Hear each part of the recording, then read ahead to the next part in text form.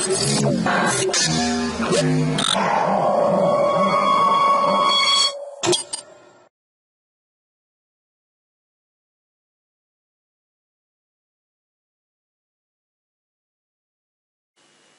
to myprojectbuzzer.com. State-of-the-art system on chip typically devote a large percentage of chip area to various kinds of memory cores. According to the International Roadmap for Semiconductors, the percentage of memory in SoCs built continue to increase rapidly. At the same time, the shrinking feature sizes will lead to increasing parameters, variabilities, and a high susceptibility to defects. As memories are traditionally designed with more aggressive design rule than logic cores, they play a crucial role for the yield and reliability of a SoC. Embedding the necessary infrastructure for the built-in self-test analysis is essential to achieve acceptable yields and the guarantee of satisfactory availability in the field. Memory reply on spare events at different levels of the design hierarchically. Faults can be compensated with redundant cells, words, rows, columns, or even a complete memory block can be replaced. Adapting the techniques to a fully built-in repair analyzer poses two problems. Firstly, most of the search strategies rely on a complete failure bitmap. Secondly, the data structure to organize the search can grow very low. To overcome these problems, most approaches for built-in repair analysis either follow only very simple search strategies or they rely on divide and conquer technique. Divide and conquer strategies addresses both the memory itself and the failure bitmap, which is replaced by the local failure bitmap. This paper presents a built-in self-analyzer with the optimal repair rate for memory arrays with redundancy. The proposed method requires only a single test even in the worst case. By performing the and must repair analysis on the fly during the test, it selectively stores fault address and the finally analyze to find a solution is performed on the stored fault addresses. By performing the must repair analysis on the fly during the test, it selectively stores faulty addresses and the final analysis to find a solution is performed on the stored fault addresses.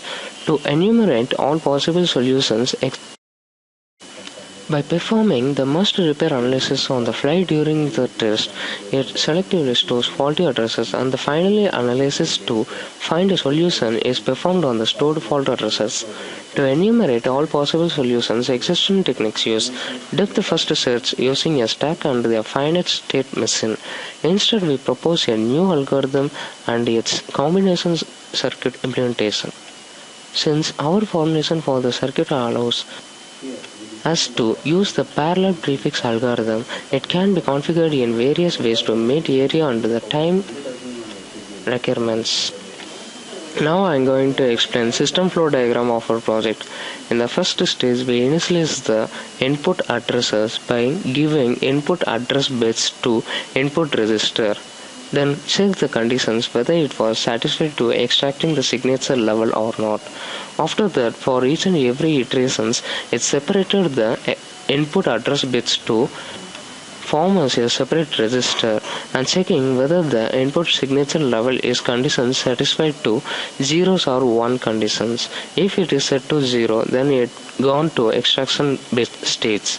Else, if the condition was satisfied to 1, then it's checking whether the bits are end of the bit or not. If the end of the bit is not satisfied, then it gone to extract bits states. So finally, up to the overall end of the bits of input address, then it's checking the conditions whether it was faulty conditions or not. That is, whether the signature extracted output is set to faulty or not conditions. If it was set to faulty conditions, then check the point addresses. which is fed in the CAM register. After the faulty cases was matching, it was fed to the CAM register and the indexes was stored in the separate register as row and column. After collecting the faulty addresses from CAM memories, then these faulty addresses were fed to the solver stage. In the solver stage, it's checking whether the conditions are matching to faulty libraries or not. If the faulty libraries are matching to the internal register, then that relevant output will be fed output. Else, new faults can be registered in the library in solver stage. If the input address is not in faulty cases, then this register address was passed to the out register and loaded into the memory. Now I am going to explain running procedure of our project. In the first stage, we display the RTL schematic diagram and the technology schematic diagram and checking any errors and warnings by using check syntax error. In the first stage, we select the implementation option and select our main function. Then click check syntax and right click it and click run option. It will check the internal errors and warnings. If there are any details present in the programmings, it will be displayed in the console window. The checking each and every lines in the programming line and displays the total number of warnings and errors. If there is no any warnings or errors, it will be displayed as tick option. Then we can view the RTL schematic diagram by right click it and click run option. The RTL schematic diagram displays logical designs of the programming language. Logical diagrams may be AND operations or XOR operations. That's like this is a HDL synthesized result.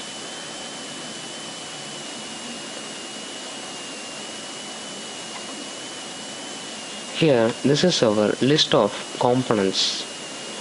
Now click add and click create schematic option.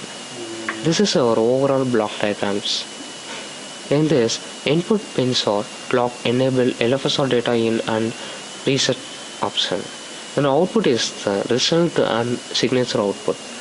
Then here clock is for clock inputs and enable is to set the total overall operation as to enable and reset is to reset the overall operations. LFSR data in is set fit to give the signature options to make the extracted bits from bit operation. Result gets the relevance output. If there is in faulty addresses, the fault matching libraries will be displayed. Signature output gives the result of input LFSR data signature. We can view the internal structure of the block diagram by double click it in. This is our overall structure of the operation. We can view the technology schematic by right click it and click run option. Now add and click create schematic. In the technology schematic diagram, we can view LUTs and flip-flop structures. For any other lines which is fed to that is set as a buffer.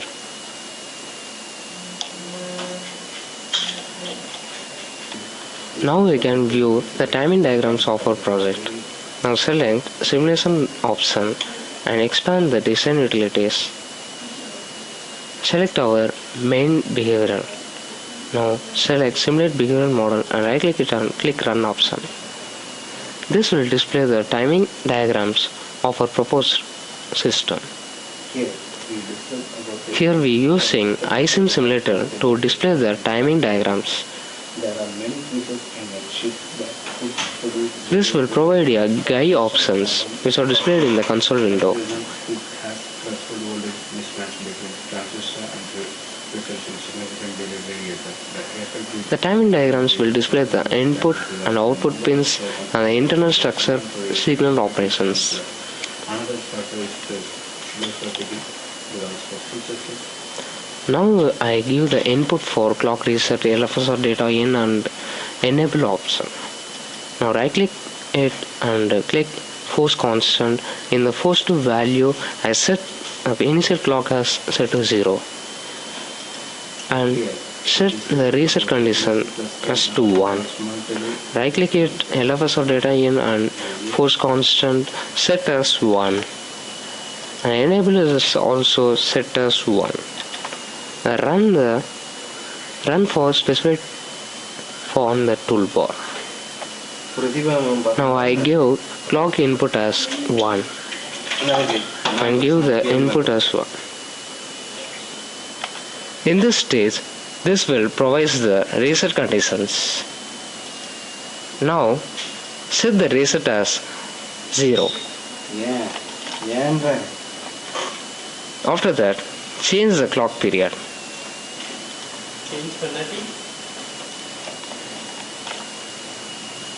Now click run option. Now just change only the clock periods. For each and every clock cycle, best in data will be changed.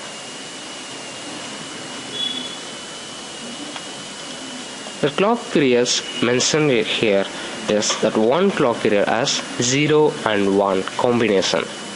So for each and every clock cycle, best in data will be fed as an input. For the input addresses, we extract the signature at certain timing.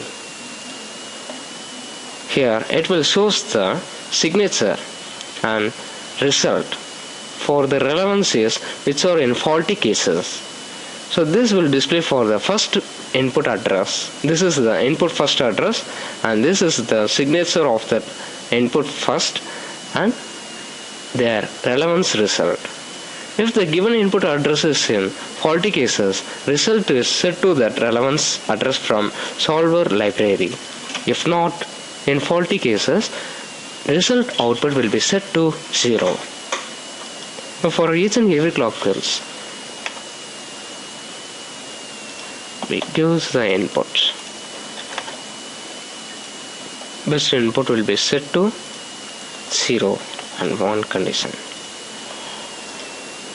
So for each and every cycle, input addresses will be fed as an input and their signatures and faulty cases will be extracted.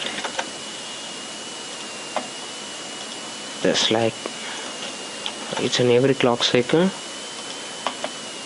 changes will be done.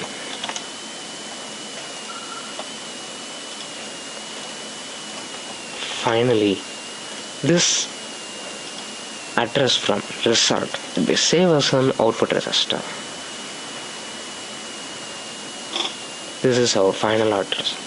Thus we extract the faulty cases and non-faulty cases by using the signature level and find the relevance data which are produced in the library and fill it in result variable. Thank you.